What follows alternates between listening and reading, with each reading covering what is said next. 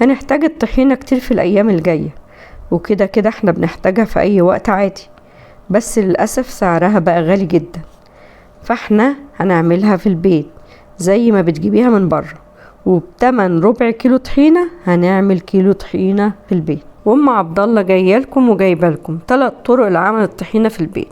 جربيهم واختاري الطريقة المناسبة ليك ومن غير ما تفصل منك، بطعم وقوام زي الجاهز واحسن كمان. و3 طرق سهلة جدا، ما بتاخدش اي وقت خالص، ومن غير مجهود ومن غير تكاليف.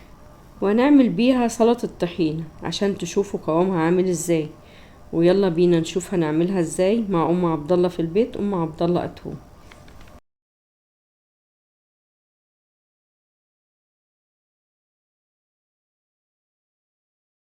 السلام عليكم ورحمة الله وبركاته. ندخل على اول طريقة من الطرق اللي معانا النهاردة. هنحتاج في مقادير الطريقة الاولى كوباية سمسم ابيض 100 جرام، نص كوباية زيت 100 مللي. واحنا في نوع الطحينة ده هنعمل طحينة بيضة، عشان كده احنا مستخدمين السمسم الابيض. والافضل وانت بتشتري السمسم تاخدي بالك انك تشتري نوع سمسم نظيف وما يكونش ليه اي ريحة مش مستحبة. بالنسبة لنوع الزيت لازم نستخدم زيت عباد شمس ملوش ريحة. بناخد كوباية السمسم وننقيها كويس ونحطها في طاسة من غير اي اضافات ونحطها على نار هادية. بنحمصه تحميصة خفيفة جدا من غير ما ياخد اي لون. واحنا بنعمل كده عشان نشيل منه الرطوبة، وبنختبر درجة حرارته بايدينا. باننا بناخد شوية في ايدينا نضغط عليها، لو لقيناه ساخن يبقى هو كده جاهز، بنشيله من على النار على طول.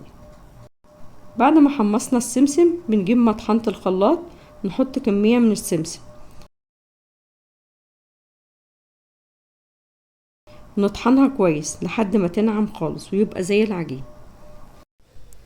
والخطوة دي محتاجة شوية صبر، مش تتسرعوا وتضربوا ضربتين وتبقى ناعمة بس، كده غلط. لازم السمسم يتماسك وينزل كل الزيت اللي فيه، لان ده بيساعد ان الطحينة مش تفصل زيت. وده قوام السمسم بعد ما طحناه كله، زي ما انتوا شايفين عامل زي العجينة، وهو ده المطلوب. ندخل على الخطوة التانية، نجيب الخلاط ونحط فيه نص كوباية الزيت، بس مش بننزل عليه بالسمسم المطحون على طول. قبل اي حاجة بنضربه ضربتين عشان نغير من قوامه وشكله. والخطوة دي بتساعد ان الطحينة مش تفصل منك زيت، وكمان بتخلي القوام متجانس مع بعض. بعد ما ضربنا الزيت كويس بنحط عليه السمسم المطحون واحدة واحدة، او كل الكمية مرة واحدة زي ما تحبي.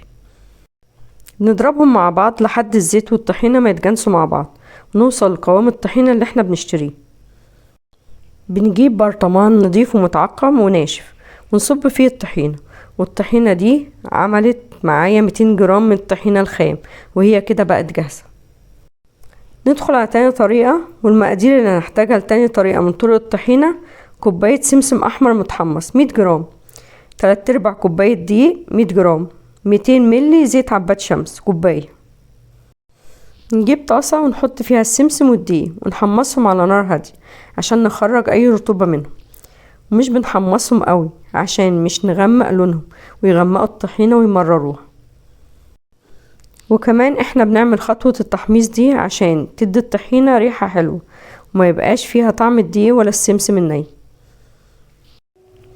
بعد ما حمصنا الدقيق والسمسم نجيب مطحنة الخلاط ونحط فيها شوية شوية منهم ونضربهم لحد ما يتجانسوا مع بعض، ومش نستعجل عليهم من اول ضربتين زي ما قلت لكم لحد ما نوصل لقوام ناعم. وده القوام اللي بنوصل له بعد ما ضربناها كويس، بيبقى شبه الرمل المندي، مش بتبقى عجينة عشان عليها دقيق. بنجيب الخلاط ونحط فيه كوباية الزيت، وبنعمل الخطوة المهمة زي ما قلت لكم عليها، وهي اننا بنضرب الزيت الاول لوحده لحد ما يغير لون وقوام. بعد ما ضربنا الزيت كويس بنحط عليه كمية من الدقيق والسمسم المطحون ونضربهم كويس. اول ما تختفي كمية السمسم والدقيق اللي حطيناها بنحط الكمية الباقية ونضربهم تاني لحد ما تتجانس كل المكونات مع بعض ونوصل لقوام الطحينة اللي عايزينه. نجيب برطمان ناشف ونضيفه متعقم ونصب فيه الطحينة، وهي كده بقت جاهزة وعملت معايا 400 جرام طحينة. ولو لسه مكملين معايا لحد دلوقتي ما تنسوش اللايك على الفيديو وشاركوا الفيديو مع اصحابكم وحبايبكم عشان يستفادوا هم كمان. ولو لسه اول مرة تشوفوا قناتي اهلا بيكم في قناة المتواضع، وما تنسوش تشتركوا في القناة وتفعلوا جرس الاشعارات عشان يوصل لكم كل جديد بينزل على القناة. وشكرا لاي حد بيشجعني وبيكتب لي تعليق جميل. ندخل على تالت طريقة واخر طريقة لعمل الطحينة. والمقادير اللي هنحتاجها للطريقة دي: كوباية سمسم احمر متحمص 100 جرام، 25 جرام سوداني متحمص، كوبايتين دقيق 250 جرام، كوباية زيت 200 مللي.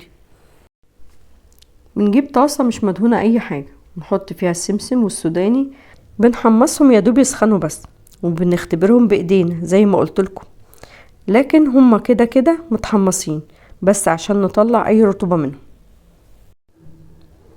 بعد ما حمصنا السمسم والسوداني، لو هنستخدم نفس الطاسة بنمسحها ونحط فيها الدقيق ونحمصه تحميصة بسيطة عشان نشيل منه اي رطوبة وما يبقاش فيه طعم واضح للدقيق في الطحين. نجيب المطحنة ونحط فيها السمسم والسوداني ونطحنهم كويس لحد ما نوصل لقوام العجينة زي ما عملنا في اول طريقة.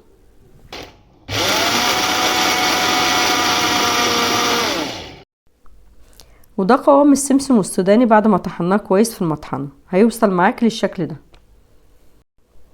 نجيب الخلاط ونحط فيه الزيت ونضربه ضربتين لحد لونه وقوامه ما يتغير زي ما انتوا شايفين في الفيديو. نحط على الزيت السمسم والسوداني المطحون ونضربهم كويس لحد ما يمتزجوا مع بعض. نحط عليهم الدقيق المتحمص حبة حبة عشان تعرفي تضربيهم في الخلاط.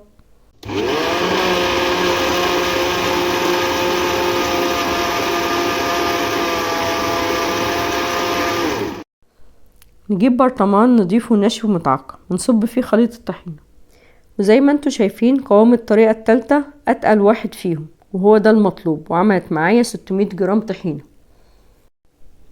احنا كده عملنا 3 طرق للطحينة بكل سهولة زي ما انتوا شفتوا. وقوام كل نوع كان مختلف عن التاني. اول نوع كان من غير اي اضافات، فكان لونه فاتح وكميته قليلة وقوامه خفيف زي ما انتوا شايفين. والنوع التاني قوامه تقل شوية عن النوع الاولاني لان احنا ضفنا له كمية من الدقيق فبقى اتقل واكتر. واخر نوع وهو النوع التالت، وده قوامه تقيل وكميته كبيرة، والطريقة دي اغلب المصانع بتستخدمها علشان يعملوا بيها الطحينة، لان الدقيق بيربط بين كل المكونات وبيزود الكمية وبيوفر اكتر. وانا بفضل الطريقة التالتة، لكن كل الطرق هتديكي طعم الطحينة في الاخر برضه، ويفضل تجربيهم كلهم وتختاري الطريقة المناسبة ليكي. واخر حاجة عايزين نختبر الطحينة اللي عملناها مع بعض، وهنعمل منها سلطة الطحينة سهلة وسريعة. والمكونات اللي هنحتاجها في سلطة الطحينة: كمية من الطحينة اللي عملناها، فص ثوم مفروم، ربع معلقة فلفل اسود او ابيض، ربع معلقة صغيرة كمون، نص ليمونة، والملح ظبطيه براحتك. نجيب طبق ونحط فيه كمية من الطحينة، ونحط عليها كمية من المية السخنة عشان نفك بيها الطحينة، ونقلبها في بعض لحد ما تبقى ناعمة زي ما بعمل في الفيديو. ولو لقيتيها لسه تقيلة بتزودي مية لحد ما تبقى خفيفة وناعمة خالص زي ما انتوا شايفين في الفيديو.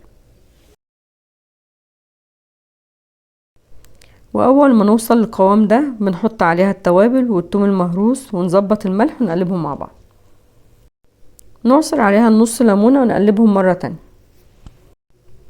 واحنا كده بنكون خلصنا اسهل واسرع سلطة الطحينة بالطحينة اللي عملناها مع بعض.